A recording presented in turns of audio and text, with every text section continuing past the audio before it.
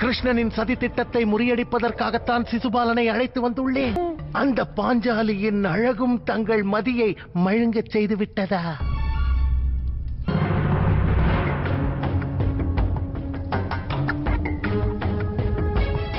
திரௌபதி அந்த வழியாக தனியாக செல்கிறாள்.